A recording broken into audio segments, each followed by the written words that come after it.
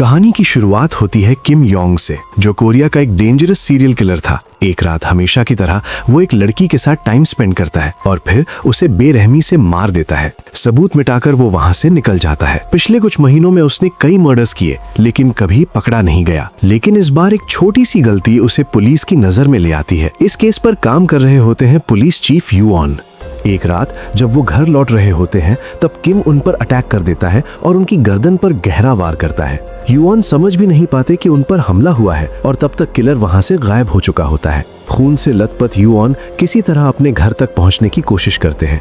घर पहुंचकर वो अपनी छोटी बेटी जीसू को सोते हुए देखते हैं, लेकिन उस तक पहुंचने से पहले ही वो गिर जाते हैं और ज्यादा खून बहने की वजह से उनकी मौत हो जाती है। अगली सुबह एक ऑफिसर घर आता है और उसे सीढ़ियों पर खून के निशान मिलते हैं। थोड़ा आगे बढ़ने पर वो देखता है कि छोटी जीसू अपने पापा की लाश को गोद में लिए बैठी है।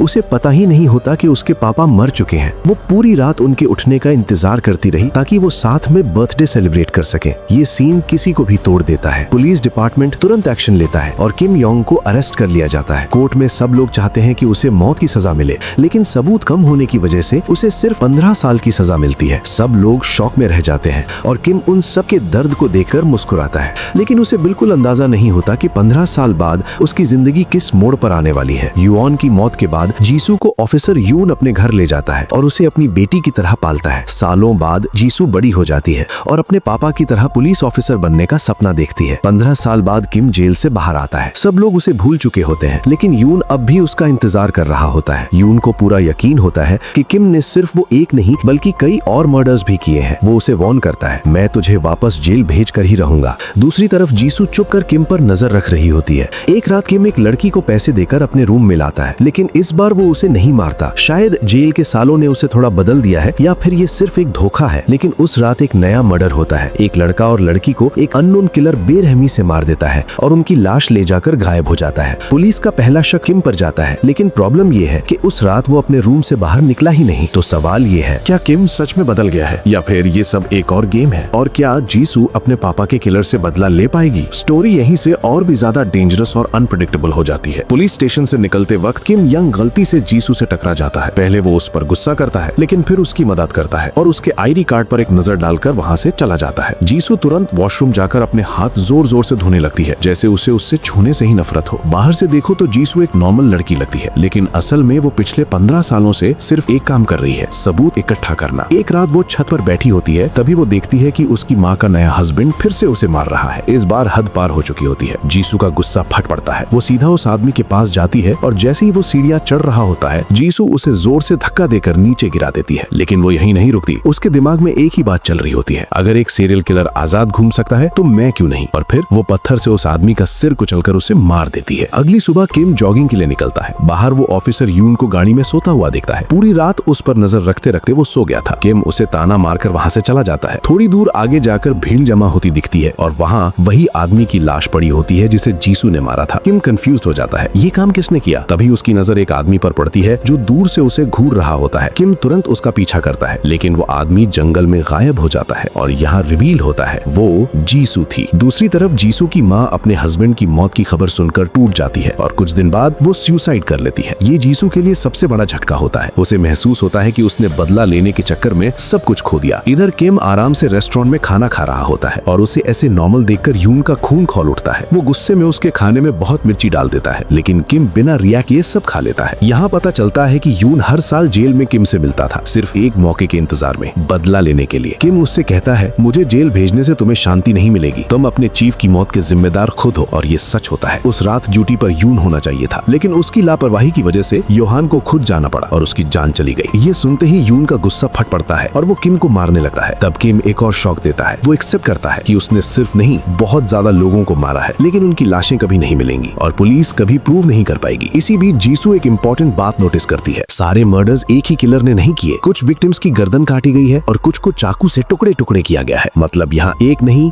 2 किलर्स हैं। और सबसे डेंजरस बात यह है, किम दूसरे किलर को जानता है, लेकिन वो उसे अपने तरीके से सजा मिलना चाहता है। स्टोरी अब और भी ज्यादा डार्क और अनप्रेडिक्टेबल हो चुकी है। इन्वेस्टिगेशन के दौरान ऑफिसर यून को एक शॉकिंग सच पता चलता है। किम योंग जेल में सिर्फ एक ही आदमी से बार बार बात करता जाता था और वो उसका बचपन का दोस्त था। सबसे बड़ा ट्विस्ट ये था कि 15 साल पहले कोर्ट में किम के खिलाफ गवाही देने वाला भी वही दोस्त था। पुलिस को उस इन्फॉर्मेंट की असली पहचान कभी रिवील नहीं की गई थी। यून को एक और फाइल मिलती है जिसमें एक लड़की की फोटो होती है जिसे किम ने मारा था, लेकिन वो मर्डर कभी प्रूव नहीं हो पाया। अब यून अपनी टीम को ऑर्डर देता है, किम और मिंसू दोनों पर नजर रखो और जैसे ही दोनों साथ दिखें तुरंत अरेस्ट करो। दूसरी तरफ जीसू अपना प्लान एग्जीक्यूट कर रही होती है। वो एक पेट शॉप से डॉग लीश खरीदती है और फिर एक कबाड़ी से ग्लास बॉटल्स लेती है। ये सब किसी बड़े ट्रैप का हिस्सा था। कुछ दिन बाद किम फाइनली मिंसू से मिलता है। यहाँ सच सामने आता है। मिंसू और किम की गर्लफ्रेंड का अफेयर था और दोनों ने मिलकर किम को फंसाया था। किम जेल चला गया, लेकिन जाने से पहले उसने अपनी गर्लफ्रेंड को मार दिया। मिंसू बदला लेना चाहता था, इसलिए उसने किम के बाहर आते ही फिर से मर्डर्स शुरू किए ताकि पुलिस का शक दोबारा किम पर जाए। जाते वक्त किम उसे धमकी देता है, अगली बार मिलूंगा तो तुझे जिंदा टुकड़े टुकड़े कर दूंगा। लेकिन इस गेम में सबसे डेंजरस प्लेयर कोई और ही था। रात को जब मिंसू घर आता है तो उसके पैर ग्लास के टुकड़ों पर पड़ते हैं। इतनी चोट लगने के बाद भी उसके चेहरे पर दर्द नहीं होता। तब सामने बैठी होती है जीसू। वो कहती है, अब तक तुम गिर क्यों नहीं गए, और तुरंत उस पर इलेक्ट्रिक वायर डाल देती है। जोरदार शॉक लगते ही मिंसू गिरता है और ग्लास के टुकड़ों पर तड़प कर मर जाता है। जीसू उसकी लाश को घसीट कर वहाँ से ले जाती है। इधर किम अपने रूम में आता है और आज वो खुश होता है क्योंकि अब उसे पता चल गया था कि उसका दुश्मन कौन है। लेकिन जैसे ही वो बेड पर लेटा है उसे कुछ अजीब फील होता है। जब वो चादर हटाता है अंदर मिंसू की लाश होती है। ये देखकर पहली बार किम डर जाता है। उसे समझ आ जाता है कि दुनिया में उससे भी ज्यादा खतरनाक कोई है। तभी अचानक जीसू उस पर अटैक करती है। वो उसकी बॉडी में चाकू घुसा देती है और उसे कंट्रोल कर लेती है। वो कहती है, मैं 15 साल से इस दिन का इंतजार कर रही थी। वो उसे मार सकती थी, लेकिन वो उसे जिंदा छोड़ देती है क्योंकि उसका प्लान कुछ और था। जब किम होश में आता है तो पुलिस सायरन सुनाई देती है। वो तुरंत वहाँ से छुपकर भाग जाता है। पुलिस जब अपार्टमेंट सर्च करती है तो सब शॉक हो जाते हैं। मिंसू की लाश और 2 और डेड बॉडीज। अब क्लियर हो जाता है किम अब भी एक एक्टिव सीरियल किलर है। किम भागते वक्त एक इंजर्ड लड़की को देखता है। वो उससे अपनी जान की भीख मांगती है, लेकिन किम बिना किसी रहम के उसे भी मार देता है। अब पूरे शहर में उसका टेरर फैल चुका होता है। पुलिस उस पर बड़ा रिवॉर्ड अनाउंस करती है और उसके पोस्टर्स हर जगह लग जाते हैं। जीसू ये सब देखकर खुश होती है। उसे लगता है कि अब किम पकड़ा जाएगा, लेकिन उसे नहीं पता सबसे बड़ा खतरा अब उसके खुद के सिर पर है। किम अब छुपने के लिए मिंसू के घर में रहता है। पुलिस और मीडिया दोनों उसके पीछे पड़ चुके हैं। अपने आप को बचाने के लिए वो मीडिया को कॉल करता है ताकि सबके सामने अपनी कहानी बता सके। जब जीसू को ये पता चलता है उसका पूरा प्लान हिल जाता है। वो किसी भी हाल में किम को जेल के पीछे देखना चाहती है और इसके लिए वो किसी भी हद तक जा सकती है। एंड में जीसू यून से कहती है, बुराई तब जीती है जब अच्छे लोग कुछ नहीं करते। यून को लगता है वो अपने ऑडिशन की बात कर रही है, लेकिन असल में जीसू कुछ और ही प्लान कर चुकी होती है। एक नहीं 2 किलर थे, एक पुराना शैतान और एक नया बदला लेने वाला। और अब दोनों के बीच में होने वाली है फाइनल टकराव। किम यंग को धीरे धीरे सब समझ आने लगता है। वो अपने पार्टनर के किलिंग पैटर्न को अच्छी तरह जानता था, लेकिन जो नए मर्डर्स हो रहे थे उनका तरीका बिल्कुल अलग था। तब उसे एक बात क्लियर हो जाती है, पहला असली किलर कोई और है, दूसरा वो उसे अच्छी तरह जानता है, और तीसरा सबसे डेंजरस बात, वो उसे ही फंसाना चाहता है। इसी वजह से उस रात उस किलर ने किम को नहीं मारा, क्योंकि अगर वो मर जाता